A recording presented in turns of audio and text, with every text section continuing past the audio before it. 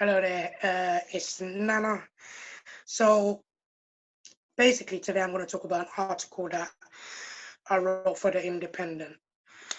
Um, During the lockdown and even during this pre-normality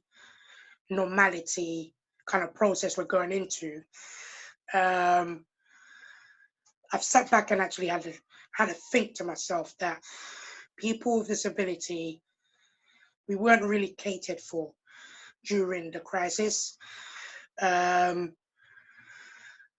Local authorities were kind of stripped with from their Care Act responsibilities for elderly people and disabled people. And I felt we were excluded from basically being protected as everybody else. We were the first to kind of be excluded from normal day-to-day care. So if something happened to you during the COVID, you were not catered for as if you were underneath a local authority. You were catered for as everybody else. And what scared me is that when deaths were happening in my area, everybody was being put down as COVID deaths. And local authorities weren't getting involved. You'd have someone from the NHS attend a home or even way outside. And if that person had already died from whatever illness, they would mark it down as COVID. Now, to me, that was scary. And even someone like me with my condition, where I tend to cough. So if I was to ring the 111 service, they would assume I've contracted COVID.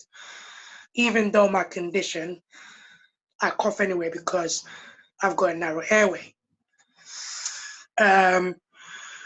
So I decided to write an article basically about how we've been left out in the cold during this whole pandemic, how the health secretary hadn't really looked deep into how to protect people with disability, hadn't looked at the live cases of COVID, the percentage of death rates, which majority were disabled people, looking at the statistical, when you look at people in the care home, half of them were disabled people. So I thought to myself, this is a discussion that needs to be had. It's a discussion that needs to be brought to the table. Not a lot is being said about disabled people. The only thing that's being hammered on, which grantly it should be, is people in care homes.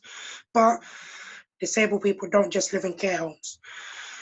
Some disabled people have normal lives. They live in their own homes. They are part of communities as somebody else. Some people actually work or have gone back to work. We need protecting. I feel even when it comes to the disability secretary, a conversation or consultation hasn't been had. I feel that needs to be done. Because if you want to protect a protected characteristics, you can't just sit back and make decisions on something you know nothing about. You have to have that discussion with people who are going through the process. And I don't feel that's been done. There's too much conversation about the budget, about furlough, about other things apart from the crucial thing, human life. Human life in terms of the protected characteristics, which is disability. We're always seen as an afterthought. We're never seen as the first thing that needs to be sorted. My advice to Matt Hancock would be to look at the strategies he's going to put in place for this second wave, to address and have a conversation with disabled people across England, even if it means doing a survey for people with disability to fill out. Do it. The only way you're going to get things marginally right is by having a conversation.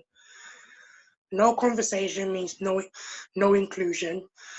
No inclusion means you're just going to get it all wrong, and there's going to be more deaths, and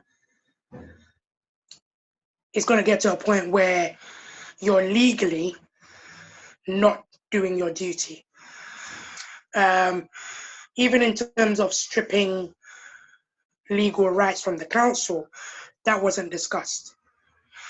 That was something that I found out was being debated and was going to be, actioned. I never actually knew that was going ahead.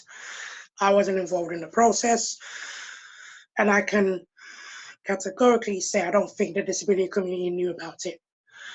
So this time around, we need to be involved, we need to be at the table, and we need to have our say.